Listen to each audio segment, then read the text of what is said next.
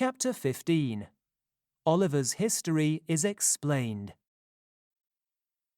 2 days later, Oliver was travelling towards the town where he was born. Mrs. Maylie, Rose, Mrs. Bedwin, and Dr. Losburn were in the carriage with him, while Mr. Brownlow and Harry Maylie followed behind. Oliver was very quiet. Mr. Brownlow had told him everything that he had learned about monks. But he had made sure that no news of the terrible murder of Nancy or what had happened at Jacob's Island had reached Oliver's ears. As they got nearer the town he remembered so well, Oliver could not stay silent. "See there," he cried to Rose, pointing out of the window. "Those are the hedges I hid behind, and there's the path I followed through the fields." They drove through the town, passing Mr. Sowerby's coffin shop, and then the workhouse. Everything looked just as it used to, as if he had left it yesterday, and all his recent life had only been a happy dream. They drove straight to the door of the grandest hotel, which Oliver used to think was a palace, and went inside. The gentlemen hurried in and out of rooms with anxious faces. Mrs. Maylie was called away and came back crying. Oliver and Rose watched this nervously, not understanding.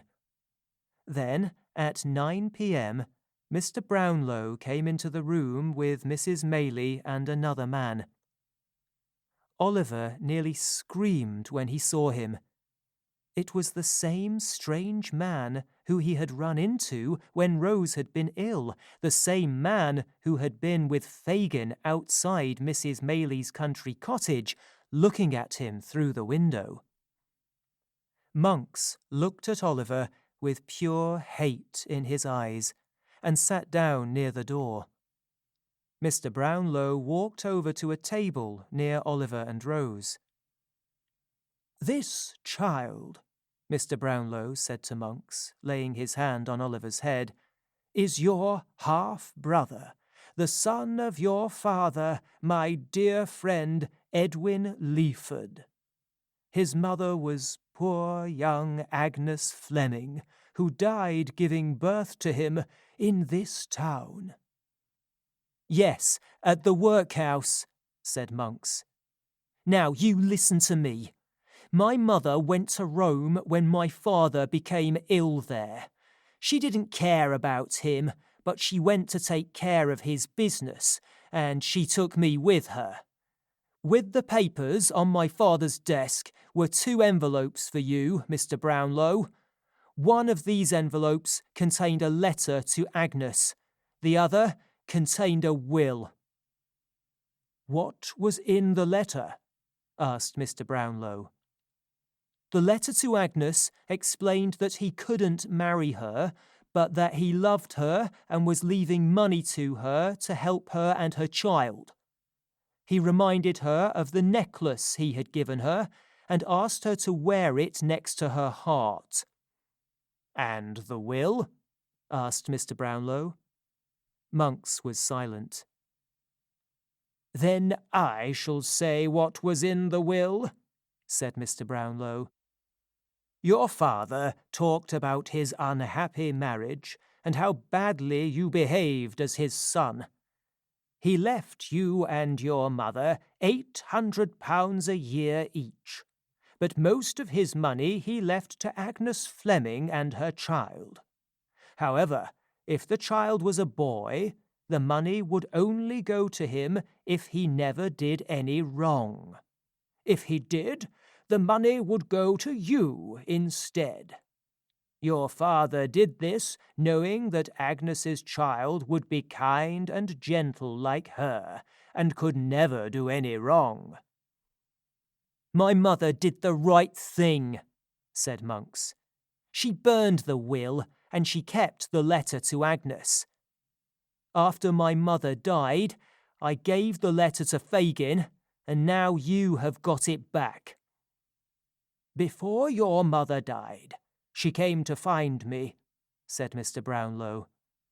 She told me that when you were 18, you had robbed her and gone to London. She searched for you and finally found you. Yes, I went with her to France, where she died, said Monks. On her deathbed, she told me about the woman she hated and that woman's child. She was sure that Agnes had had a son, and I promised my mother I'd find that child, make him a thief, and make his life miserable. You gave Fagin a large reward for keeping Oliver and turning him into a thief, Mr. Brownlow said, part of which he had to give back if he failed. Then Mr. Brownlow turned to Rose and took her hand in his. Don't be afraid, my dear, he said. Your mother knew Agnes had a younger sister, too, Mr. Brownlow continued to Monks. Do you know this young lady? Yes, replied Monks. I've never seen you before, said Rose in a small voice. I've seen you often, answered Monks. After Agnes ran away, her father went to Wales with his younger daughter and changed his name so that no one could find him. Soon after Agnes died in the workhouse, her father died in Wales and no one knew who he was. His little daughter was looked after by some poor villagers who brought her up as their own child. My mother found the child after a year of searching and told the family the truth about her sister Agnes. Then the child led a miserable life until by chance she was seen by a lady who felt sorry for her and took the little girl away with her. I didn't see the girl again until a few months ago. Do you see the girl now? Asked Mr. Brownlow. Yes, she is standing next to you, replied Monks. My dearest Rose, the girl I saved, cried Mrs. Maylie. The kindest and the best of friends, said Rose, putting her arms around Mrs. Maylie. This is too much to bear. My heart will break. You've been hurt very much, yet have always been the best and gentlest girl that ever lived, said Mrs. Maylie.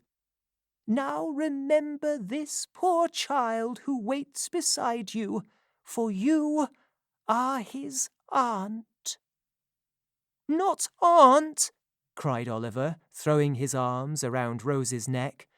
I'll never call you aunt, but sister, my own dear sister Rose. Oliver and Rose were left alone a long time to cry tears of happiness and sadness mixed together. At last there was a knock on the door. It was Harry Maylie. Oliver quietly left the room. I know everything, dear Rose, said Harry, taking her hand. I've come to ask again if you will marry me. If you still say no, I won't try to change your mind. It is painful to me, said Rose, but I must answer the same way as before. But everything in my life has changed except my love for you, said Harry. I decided that if my world could not be yours, then I would make your world mine. The rich relatives I have, who once thought of helping me, look coldly on me now because I've chosen a different life. In a village next to the church, there's a simple cottage for the priest, which I want to share with you. A life there with you will make me 1,000 times happier than the life I've given up. Within 3 months, Rose and Harry were married, and they went to the little cottage next to the church, where Harry became the priest. Mrs. Maylie lived with her son and daughter-in-law, and she spent the rest of her days in peace and happiness. The money left by Oliver and Monks's father was shared between them, giving them £3,000 each. Oliver happily agreed to give Monks half, even though he did not have to. Monks disappeared abroad with his share of the money, but he spent it quickly, returned to his old ways, and died in prison. Mr. Brownlow adopted Oliver as his son. They moved with Mrs. Bedwin to a house about a mile from Rose and Harry Maylie's cottage, and Oliver's happiness was as perfect as is possible in this changing world. Inside the old village church, there is a white stone with the single word Agnes on it, where two young people can often be found together. Penguin Readers: Oliver Twist, Charles Dickens, Level 6, retold by Kate Williams, illustrated by George Cruikshank, series editor Sorrel Pitts, read by Nigel Pilkington. Copyright Penguin Books Limited, 2020.